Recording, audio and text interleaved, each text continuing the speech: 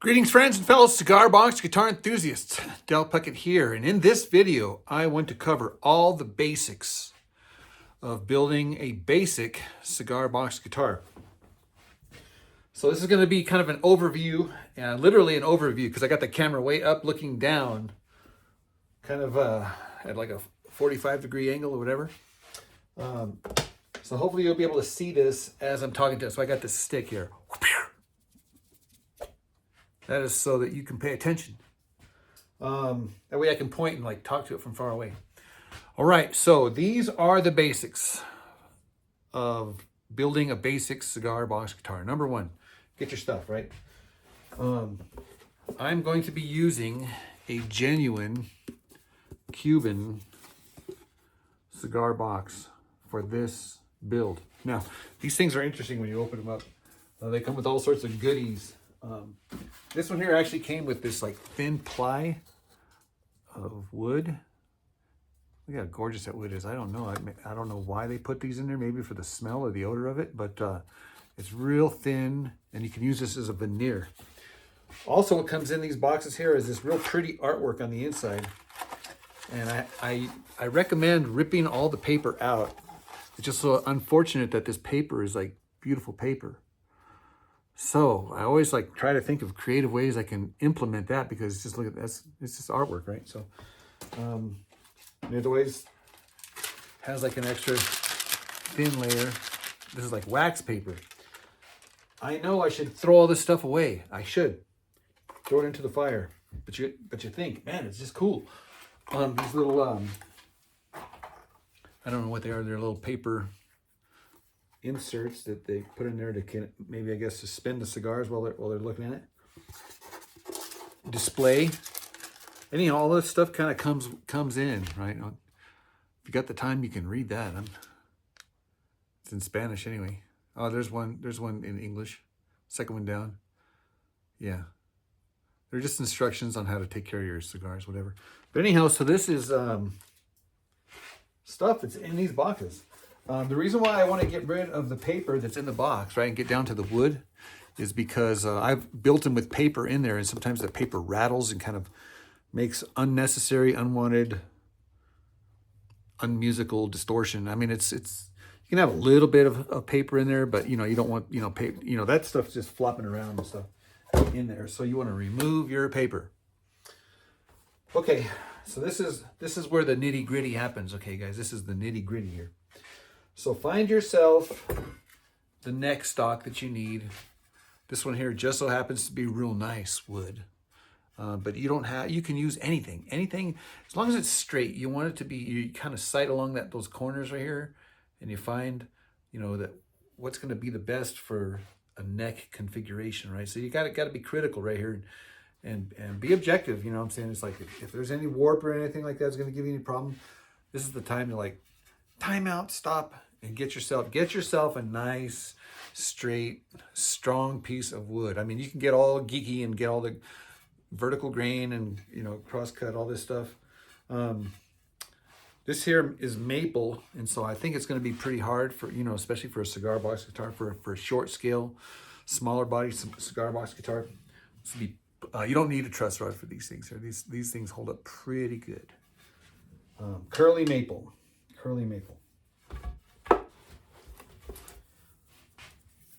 This is a must-have. Unless you have a tape measure, something long span, because you're going to want to determine where your fret spacing is going to be. This is another basic here. You got to have frets and fret spacing. I mean, unless you're going to build a slider, which we'll do another video about building a slider. That's we're talking about frets. Now, I get my fret templates from cbgiddy.com. You can, in fact, I think there's a sale going on right now. In fact, I do believe there is a sale going on right now. I saw it was 15% off. So, guys, try to go over there, use my promo code, and maybe you can get like a double. Maybe you can get the discount and my promo code discount. You could double dip. No, but anyhow, so you can make these just by tracing your favorite guitar with pencil and paper. Or you can get, I'm sure there's calculators online. I've never found them, never used them, because I just get these guys, and these guys work fine. I just laminate them to a hard stick. so I can reuse these things over and over and over again. But you want to kind of line everything out here. Of course, you're going to have fretboard material. Now, this is a piece of poplar, which we're going to use as a fretboard on top of the maple. We're going to glue all that up. But what I'm going to do right now is I'm doing kind of a layout. And why is this important is because we're going to determine how many frets and where the saddle is going to be. So this template here is what they call 20 inches. That means it's 20 inches from the nut to the saddle on this side here. 20 inches. So you have 20 inches. 20 inches. So that's where this thing comes in. You lay this thing out, 20 inches. What's 20 inches from there? That's 20 inches. Okay, so that means I need to line up my fretboard or my neck. Keeping in mind here, I have 4 inches of headstock here. And so you can see I got a double line here. And I got a little X. That means I'm going to take some of this wood out and notch it right there for the headstock. Right, so you're going to come back. That's probably about 4 inches or so. 4 inches. Again, this is all ish. 4 inches ish, except for the 20 inches. That has to be exact. This is 4 inches ish. But that's important. You need to make a line, because that line is going to be the strings as they launch off of your nut or your zero fret or whatever it is that you have down here that's launching the strings off. That's the beginning of the 20 inches. So that you're going to go from there to here. So you can see I did a little mark right here where the 20 inch goes. So this is 20 inches from here to here. That's what they call the scale. This is a short scale, smaller instrument. This is true for every instrument, every cigar box guitar. You're going to do this. Now what we're going to do is we're going to determine where I want this saddle to be on the box. Does that make sense? Here's the saddle right here. Where's it going to be on the box, locating in this direction here, right? Because we could put it anywhere depending on how we're going to attach the strings. So I do like kind of like a partial visual. I use the dimensions of the box, and then I imagine like I'm holding it. Where do I want my hand to strum in relationship to the string in the box? So I kind of just got a feel for it right about there. That's my first guess. But now I got to see, well, how many frets is that going to give me? Right? Because this would be the edge of the fretboard. Unless I came over, I could do that. And in fact, I'm going to do that in the future. Not on this build, but I like the way that looks when the fretboard comes over just a little bit, 3 or 4 frets up there. It's just cool. Okay, so what I'm doing here is I'm lining up the nut with those 2 lines that I put here. Remember those 2 lines, right? So I just line that up right there. Now I could do it directly over, right? Or I could put it side by side, doesn't matter. However you like to do it is fine. I'm using this one here directly over. So I'm just looking down, lining up the nut and my marks. And then I see where the edge of the fretboard is going to be right there. And it looks to me like I got 14, 15, 16, 17 frets there. Looks like this instrument will be 17 frets. Now, let's say if I wanted more frets, then I would just move this guy that way, right, which moves my saddle that way. I get more frets, but the saddle is now coming in more in the middle of the box, and this is starting to feel like awkward for me having the saddle that far into the box. Now, I could move it all the way up to here, put the saddle way over here, and on that side of the box, I get all these frets, right? So do I want this to be, have all 24? I mean, again, this is a smaller scale instrument, so I feel justified by taking away some of the frets and putting the saddle back down here. What does that do benefit-wise? As far as tone, I'm not really sure. This is a solid wood top. And this is how you can tell if you got a solid wood top, because it's covered with paper, right? We want to check it out. So what I'll do is I'll open it up here and I'll reveal this little edge right here. Boom. It's hiding here. And I'll get like a knife, a razor, or sometimes just a file, and just kind of skin away some of that paper right there. Right, and you can kind of see what it is. You can see there's a veneer right there. So these are solid tops. So that's this is a solid cigar box. Perfect for a cigar box guitar. I did glue in these corners here. That's what I'm doing right now. I'm letting everything dry. And yeah, I can tell. It's going to be a good box. And again, these boxes, you want to look for 3 things. 1, 2, 3. And then it's a genuine.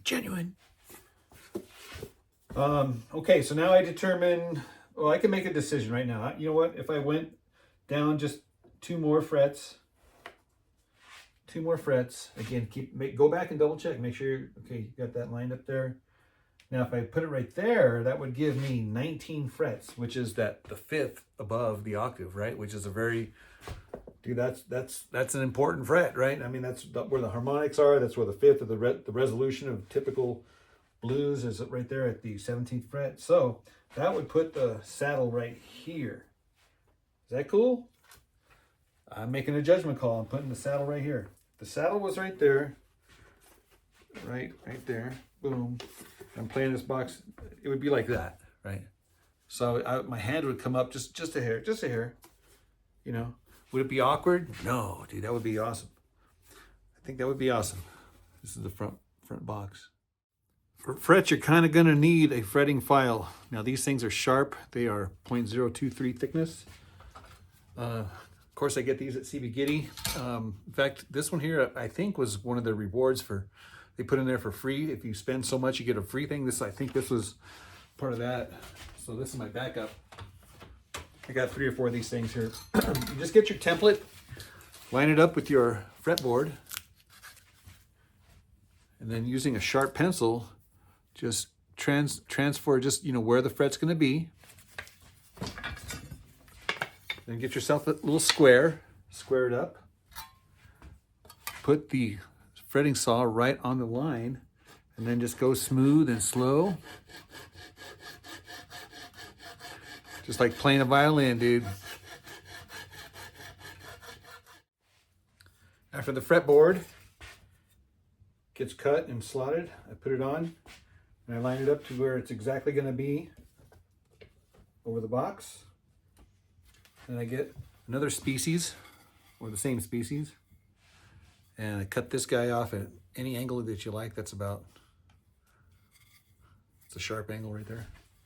And I determine where I want that heel to be underneath here. So typically I like about maybe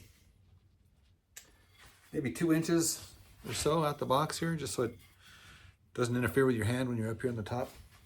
So you can experiment wherever you like, wherever you see that fretboard ending, and it's always going to feel beefy the further up here it is.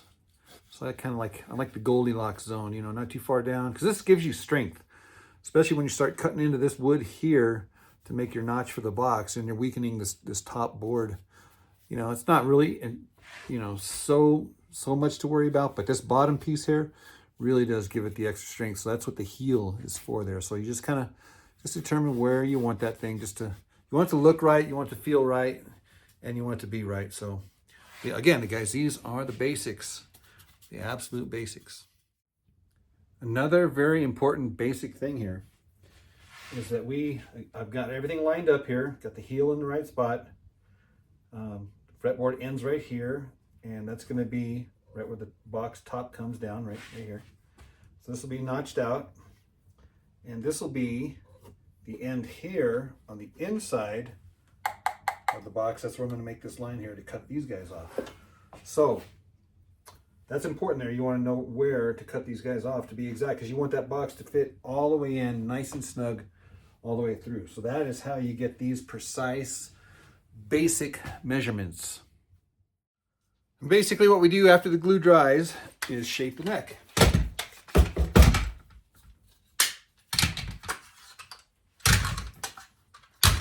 And there's various methods of doing this. I like to use a router because that's like the quickest and the most uniform. But I also have a plethora of these awesome files. I was digging through my file collection. Obviously the Shinto, and the stick. These I use these all the time.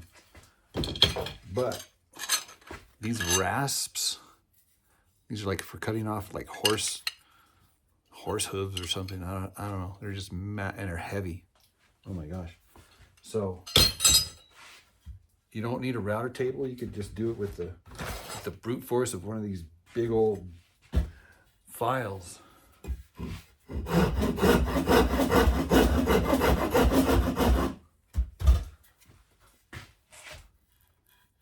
Yeah, you could attack this thing with some meat. This one here, it looks old and rusty, but it's so sharp.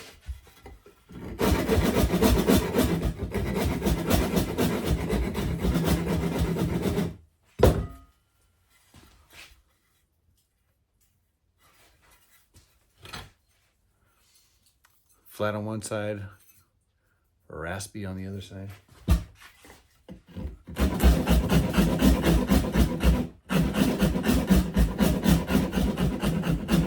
The heavier they are, the less strength you need to push it down. Like this one here.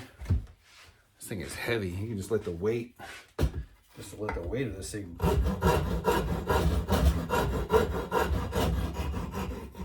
Nice and contoured. We also got the back angle cut. That is the angle from here to here. It kind of goes up just slightly. So you can see there's more material cut here. It's thinner than it is here. It's a little bit thicker. Maybe you can see it better on this side. And of course the box is notched and blocked. Isn't it nice when the piece that you cut out is the exact size that you need for the block? Now on this guitar here, on this build, I am going to try out this Lexicode. It's a ultra durable finishing oil. It's got the instructions there. Be sure to follow instructions. So we're going to follow the instructions and you can use this. There is all of the contact information right there. Go check them out. I'll put a link in the video as well, in the video description. So here's the first coat, and you can see the difference here between the uncoated and the coated. So yeah, that grain's really popping. Frets. Of course, I get all my frets at CBGitty. Little hammer, you can get these anywhere. And your wire cutters. These are the basics, the basic tools for fretting. Basically, what you're going to do here is you're going to insert your fret wire into the slot. Get your hammer, give it some love taps. Cut it off with your wire cutters flush. And that's the beginning, my friends. After we file and sand the frets to get them smooth, I like to install tuners. And I just drill them out, measure them first and drill them out, install them. These are pretty easy. But then what I like to do here is I put a little trough in between the shelf here and the saddle here. And where the saddle goes, I get one of these guys, bore it out so I can embed my piezo in there. This all happens before you put it up into the box itself. So we are in the home stretch of this basic cigar box guitar build. Two other things to mention before I forget: the jack and the sound holes. Next we're going to install the piezo.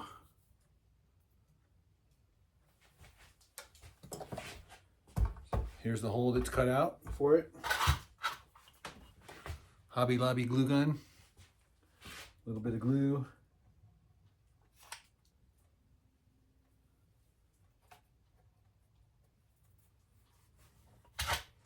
You want to make sure to burn your fingers on the hot glue. I'm going to use this stick and level it and center it. It's best to do this while the glue is hot and melty and flowy. rather than when it's cold and you can't move it. So there's a little window of time that you can ensure that your piezo is directly underneath the saddle, directly leveled and centered. And once you're confident about that, then you can put some more hot glue on the top of that.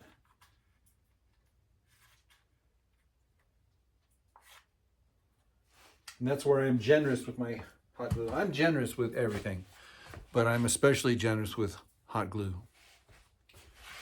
And you guys know I got this miniature deck of playing cards, and they're the right thickness for these cigar box guitar necks. So I just put that on the top of the hot glue. Again, because I'm OCD, I center everything, so I centered that. So it's perfectly centered, and I'm looking at it straight up and down, centered. And then you close the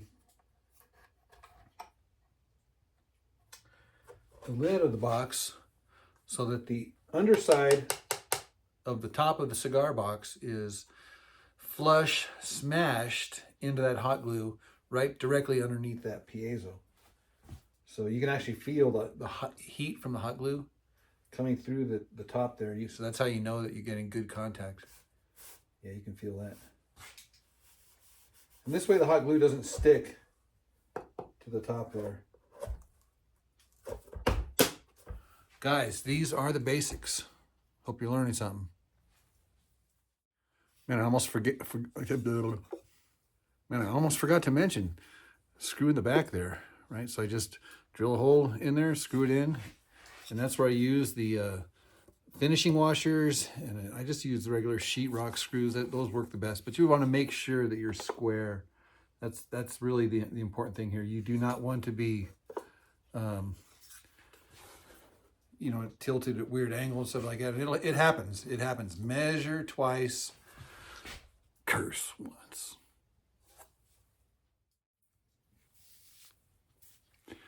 Of course, soldering the pickup directly to the jack is always the most basic electric hookup you can do. A hinge is actually a really neat way to attach the strings to the neckwood. Goes all the way through, and these guys screw into the neckwood. Now you don't have to ground them on a piezo system, but on a magnetic pickup style configuration, you might want to ground your hinge and your strings. And then of course I do the four corners here. Each one of these has a finishing washer, just like the back. So we have finishing washers here, all four corners, and then there's also finishing washers underneath here. No reason, you don't have to do that. I just like to finish well. Now, as far as the saddles go, I just get wood and I cut it kind of like this. And I have a whole bunch of different sizes. I have big ones, little ones, and this one here I made from purple heart wood. This is purple heart. This wood is really hard. All I did is I just carved it on the sides there, so you have a nice little ramp. Sometimes I put a fret on here, but in this basic build here, I'm just, you don't have to put a fret on there. I mean, you can if you want, but I really like the sound of these bad boys with the saddle when it's just wood. Gives it nice warm, organic sound. Try it out and you'll see what I'm saying. So anyhow, all I do is I just measure with my long stick here. I put it on the nut or the 0 fret, and then I look to where the strings are going to be, and this will tell me the height that I need to go. Now this is a little bit higher, and that's because I'm going to cut little grooves in here and lower the action to the desired string height. All right, we are strung up and not strung out. The low string is the 30, tuned to D. The middle string is the 22, tuned to A. And the high string is the 14 tuned to D. So this is DAD. Dad. And we're unplugged. So this is just the acoustic resonance of the box.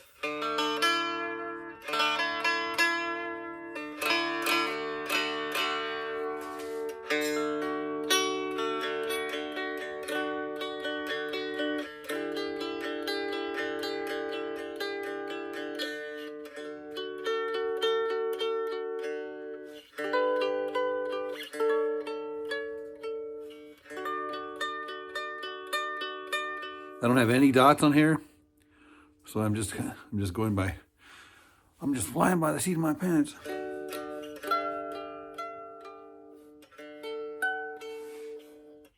Listen to the harmonics way up here.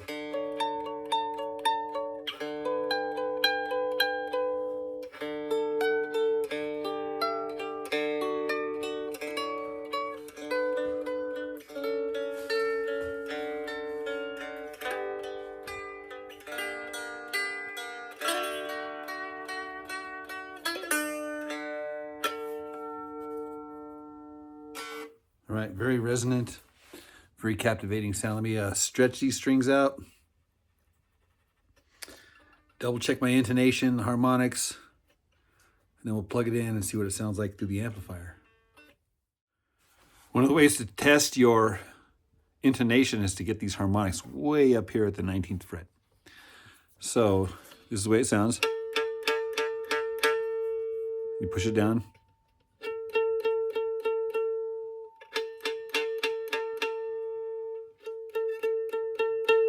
If those two match, you're good. Same with the high string.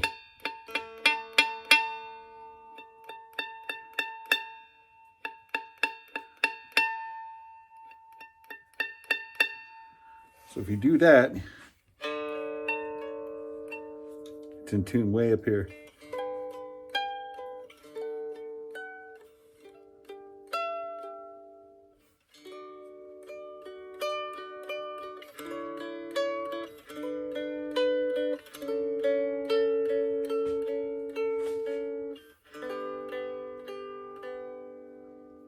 And I like to put the third in the bass on the bottom.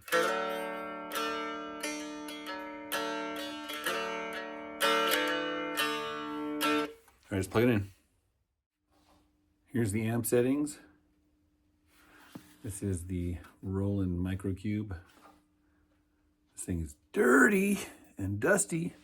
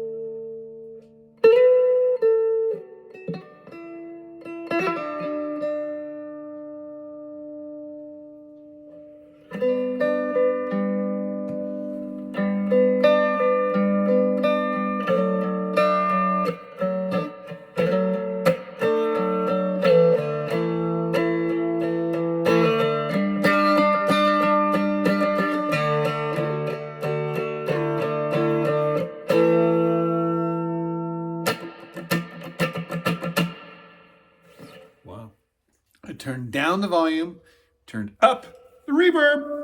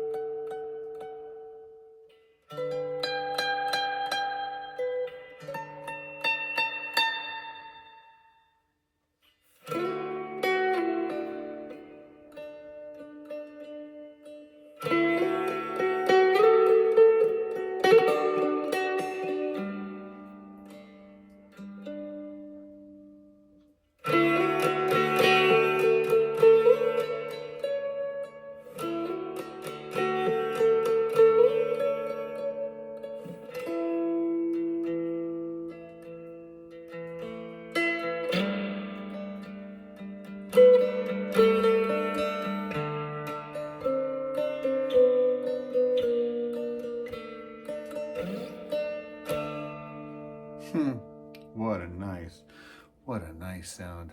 All right, guys, hope you enjoyed this build video, and I tried to cover all the basics. I guarantee you I missed some stuff, and maybe I went into too much detail on some stuff. Either way, be sure to check out my other build videos where I do go deep into many rabbit holes. Guys, like I said, check the video links in the description below, and we will see you in the next video. Cheers.